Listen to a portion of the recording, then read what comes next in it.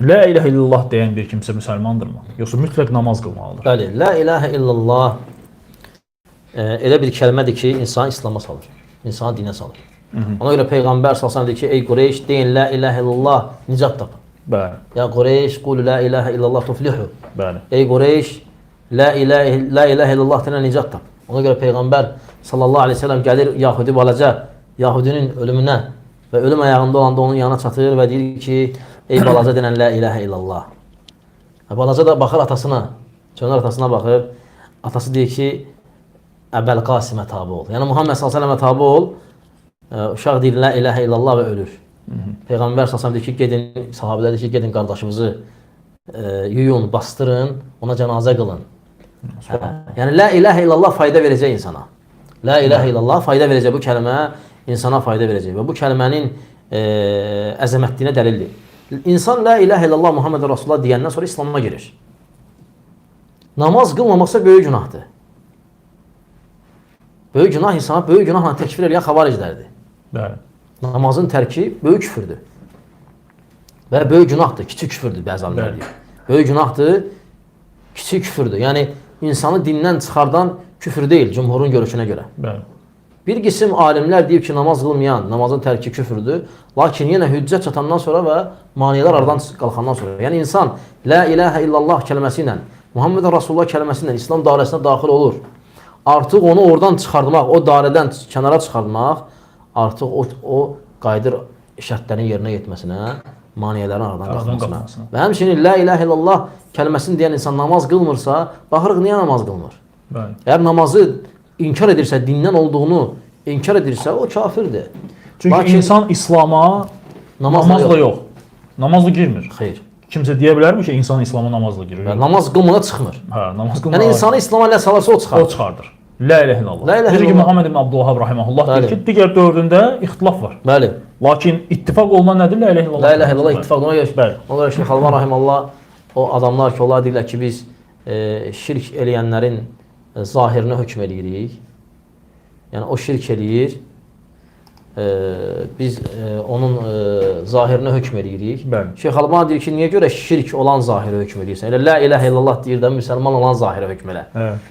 Və sonra Şeyx Rahiməllah buyurur ki, mənim zahirim sənin zahirinə üstündür. Mənim zahirim la ilahe illallah Muhammed Rasulullah icma ilə İslam'a salır. Sənin zahirin şirkdə isə ixtilaf var, təvil ola bilər, cahil ola bilər.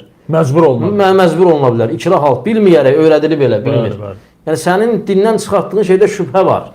Mənim dinə saldığım şey yəqindir. Və əhl-i sünnə icma etdiyi bir qayda var ki, yəqinlik şübhə ilə qaldırılmır. Bəli. Ona görə la ilahe illallah zahiri daha güclüdür. Ona görə o insanlar deyir ki, mən şirk eləyəni gördüm. Olsun da deyir la ilahe illallah Muhammed Rasulullah. Mən şirk eləyəni gördüm, o kafirdir. Deyirsən, niyə elə deyirsən? Deyir, zahirini hökm edirəm. O biri zahirə də hökm ver də. La ilahe illallah var. O qaydır deyir ki, sənə, çünki o şərik qoşmağı dəlildir ki, onun qəlbində Allahdan başqa ilah var.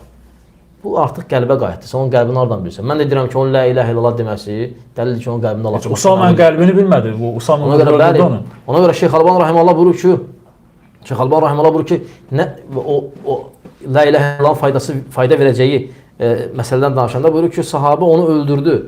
Müşrik onu döyüşdə Usama ibn Zeyd radiyallahu anh tutanda onu öldürdü. O dedi ki, la ilahe illallah. Və Usama onu öldürdü. Şeyx Əlban rahimehullah deyir ki, yəni biz bilmirik, bəlkə o nifaqla demişdi o sözü. Qurtulmaq üçün, canını qurtarmaq üçün. Bəli. Amma Peyğəmbər sanır ki, la ilahe illallah desə gələ buraxardım. Hətta qəlbində nifaq qəsdi ilə demişdisə, canını qurtarmaq qəsdi ilə demişdisə, heç İslam'a girmək qəsdi olmamışsa. Aydındır, biz yenə də onun zahirinə, Peyğəmbər sanır ki, zahirinə hökmələ, la ilahe illallahını götür və onu buraxardım. Və Usama radiyallahu anh onu öldürdüyünə görə əzəmətli bir söz deyir. Deyir, kaş ki, mən bu əməli edəndən sonra müsəlman olardım. Yəni, sanki bir müsəlmanı öldürdüm. Bəli. Bəli, ona görə Peyğəmbər s.ə.v deyir ki, əşəqaqda an qalbihi, sən onun qəlbini yarmışdın. Çünki Usama deyir ki, o qorxaqlıqdan dedi, o münafiq idi. Allah Rasulü sən qəlbini yarmışdın, əşəqaqda an qalbihi, sən onun qəlbini yarmışdın. Dedi, burax. Nə ilə deyib, qrəbbi ilə öz arasında qalacaq. Qiyamət günü cavab verəcək. Ona görə Əhl-i-Sünnə vəl-Cəmaə deyir ki, müsəlmanın la ilahe illallah Muhammed Rasulullah deyib, İslam'a daxil olan təkfiri ağır məsələlərdəndir. Ona görə Şeyxülislam İbn Teymiyyə rahimehullah buyurur ki, kim mənimlə oturur, məni tanıyır, bilir ki, mən təkfirdən uzağam. Və onun Bəkriyə rəddi var. Bəkri kim olub? Bəkri şirkə çağıran, necə Şeyxülislam deyir ki, sən şirkə çağıran, qəbirə çağıran, bütə çağıran birisən. və sən quburi bir sufisən. Bəli. Ona rəddiyəsində, Bəkriyyə rəddiyəsində. Və onun olan bütün şübhələrini rəddiyə eləyir, gəlir. Və axıra deyir ki, bidətin çoxaldığı, zəlalət kitablarının artdığı və sənin cahil olman səbəbi ilə mən səni təkfir eləmirəm. Mən sən deyənsəm, kafir olaram, amma səni təkfir eləmirəm. Çünki sən düşmüsən o zəlalətə. Aydındır, baxma ki, İbn Teymiyyə idi. Hüccət qaldıra bilər. İbn Teymiyyə, neysə, yarısı da öz, yarısı çoxdur. Yeah. İbn Qeym deyirlər, İbn Teymiyyənin yanında damladı.